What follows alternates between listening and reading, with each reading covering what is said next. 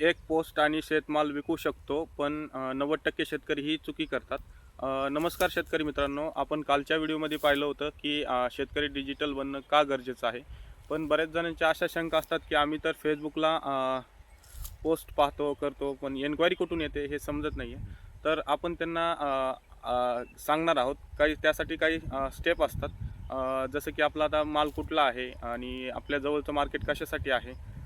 जसं आपल्याकडे भाजीपाला असेल, दूध दूध असेल किंवा चारा असेल, तूर डाळ असेल, अशा प्रकारचे शेतकऱ्यांचे शेतमाल असू शकतात. तर सर्च करताना आपल्या जवळचे सिटीजचे ग्रुप आपल्याला सर्च करायचे आहेत, ज्यांना या गोष्टी लागतात असे. तर ते आपण आता प्रत्यक्षात पाहूयात कसं सर्च करायचं ते. चला तर मग आता आपण डायरेक्टली फेसबुकवरती बघूयात. फेसबुक असं ओपन करूयात. आज सगळ्यांना माहिती आहे फेसबुक यूज करायचं, पण फक्त आपण रीलसाठी आणि यासाठी वापरतोय. आता आपण आपल्या बिझनेससाठी उपयोग करूया याचा.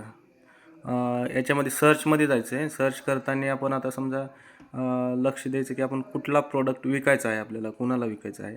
तर समजा नियर सिटी पुणे आहे समजा, किंवा तुमच्या वेगवेगळी असू शकते.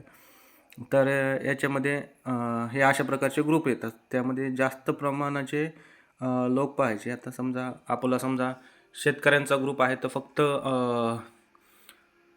शेतकरी ग्रुपला आपल्याला ॲड होऊन नाही चालणार आहे ना. आपल्याला प्रोडक्ट आपला शेतमाल विकायचा आहे, तर मग शेतकऱ्याला थोडीच विकायचं आहे आपल्याला अशा टाईपचे ज्यांना आता समजा आपल्याकडे भाजीपाला पिकतो, डाळवर्गीय पीक असतात, किंवा काही ठिकाणी आपल्याला जनावरांचा चारा पण विकायचा आहे, तर आपण विकू शकताय.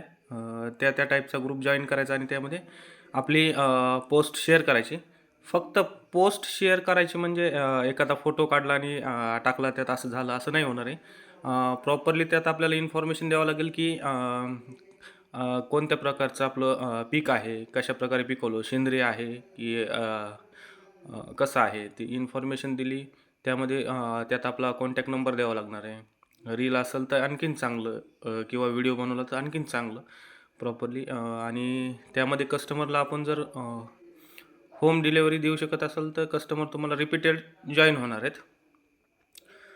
आणि याचं एक लाईव्ह उदाहरण बघायचं असेल तर मी दाखवतो. आमच्या शेतामधला ऊस तुम्हाला मी याच प्लॅटफॉर्मवरून विकलेला आहे जनावरांना चाऱ्यासाठी. त्याचा व्हिडिओ माझ्या पेजला पण भेटेल तुम्हाला. 1-2 महिन्यापूर्वी व्हिडिओ पोस्ट केला होता. तर बघूया आपण आता ते कसा विकलेला आहे, दाखवतो मी तुम्हाला.